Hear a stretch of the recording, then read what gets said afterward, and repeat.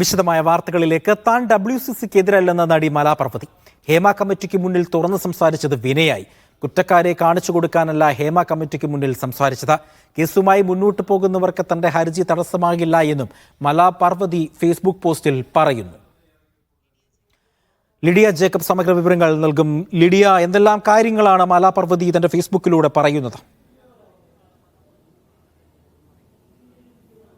അജി, ഹേമ കമ്മിറ്റിക്ക് മുൻപിൽ മൊഴി നൽകിയതിന്റെ അടിസ്ഥാനത്തിലുള്ള പോലീസ് നടപടിയെ ചോദ്യം ചെയ്ത് അത് റദ്ദാക്കണമെന്നാവശ്യപ്പെട്ട് മാലാ പാർവതി കഴിഞ്ഞ ദിവസം സുപ്രീം കോടതിയിൽ ഹർജി സമർപ്പിച്ചിരുന്നു. അതിനെ വിമർശിച്ചുകൊണ്ട് അല്ലെങ്കിൽ അതിനെ ചോദ്യം ചെയ്തുകൊണ്ട് WCCയും രംഗത്തെത്തിയിരുന്നു. ഒപ്പം WCCയും സുപ്രീം കോടതിയിൽ എത്തിയിരുന്നു ഇതിനെ ചോദ്യം ചെയ്തുകൊണ്ട്. ഇതിൽ മാലാ പാർവതി വ്യക്തമാക്കിയ ഒരു കാര്യം എന്താണെന്ന് വെച്ചാൽ, തനിക്ക് ഈ കേസുമായി മുന്നോട്ട് പോകാൻ താല്പര്യമില്ല. ഹേമ കമ്മിറ്റിക്ക് മുൻപിൽ മൊഴി കൊടുത്തത് ഇത്തരത്തിലുള്ള ഒരു ക്രിമിനൽ നടപടിയിലേക്ക് പോകാനല്ല.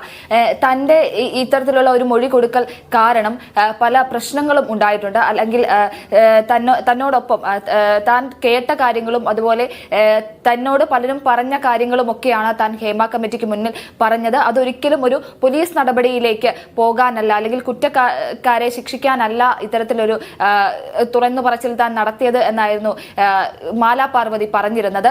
എന്നാൽ അതിനെതിരെ WCC രംഗത്ത് വരികയും അതിനെ ചോദ്യം ചെയ്തുകൊണ്ട് WCC ഹർജി സമർപ്പിക്കുകയും ചെയ്തിരുന്നു. അതിലാണ് ഇപ്പോൾ മാലാ പാർവതി ഒരു വിശദീകരണവുമായി രംഗത്ത് വന്നിരിക്കുന്നത്. മാലാ പാർവതി പറഞ്ഞിരുന്നത് WCCക്ക് താൻ ഒരു തരത്തിലും എതിരല്ല. WCC പറയുന്നതിന് അല്ലെങ്കിൽ WCCയുടെ നീക്കത്തിനെതിരെ, WCCയുടെ നിലപാടിനെതിരെ താൻ പറഞ്ഞിട്ടില്ല. WCC അതുകൊണ്ട് തന്നെ WCCയുടെ ഒരു നീക്കത്തിനോ അല്ലെങ്കിൽ WCCക്ക് എതിരല്ല. താൻ എന്റെ പേഴ്സണൽ ആയിട്ടുള്ള അല്ലെങ്കിൽ തന്റെ പേഴ്സണൽ ആയിട്ടുള്ള കാര്യങ്ങളാണ് താൻ പങ്കുവെച്ചത്. തനിക്ക് പേഴ്സണലായി പോകാൻ ബുദ്ധിമുട്ടുണ്ട് എന്നുള്ളത് കൊണ്ടാണ് താൻ ഇത്തരത്തിൽ ഒരു നിലപാടിലേക്ക് വന്നത് എന്നാണ് മാലാ പാർവതി പറയുന്നത്. ഒപ്പം WCCയിൽ കരുത്തരായ പെൺകുട്ടികളുണ്ട്. ഇത്തരത്തിൽ ക്രിമിനൽ നടപടിയിലേക്ക് അതിൽ മുന്നോട്ട് പോകാൻ താല്പര്യമുള്ള ശക്തരായ പെൺകുട്ടികളുണ്ട്. അവർക്കൊപ്പമാണ് അല്ലെങ്കിൽ അത് തുടർന്നും ഉണ്ടാകണം എന്ന് തന്നെയാണ് മാലാ പാർവതി പറയുന്നത്. ഇതിലൊരു വിശദീകരണവുമായി മുന്നോട്ട് വന്നിരിക്കുന്നത്.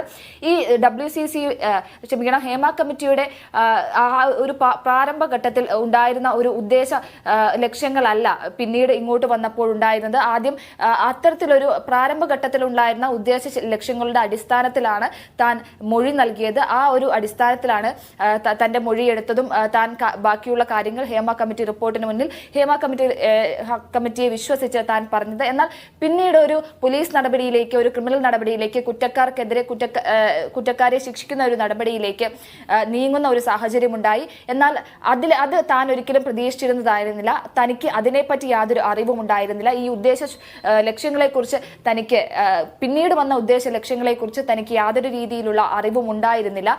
അതുകൊണ്ടാണ് താൻ സുപ്രീം കോടതിയെ തന്നെ ഇത്തരത്തിൽ കേസ് അവസാനിപ്പിക്കണം അല്ലെങ്കിൽ ഇത്തരത്തിൽ തന്നെ ഇതിൽ കേസിൽ ഇടപെടുത്തുന്നത് നിർത്തണം, തടയണമെന്നാവശ്യപ്പെട്ട് താൻ ഹർജി സമർപ്പിച്ചത് എന്നുള്ളൊരു വിശദീകരണമാണ് ഇപ്പോൾ മാലാ പാർവതി നൽകുന്നത്. ഒപ്പം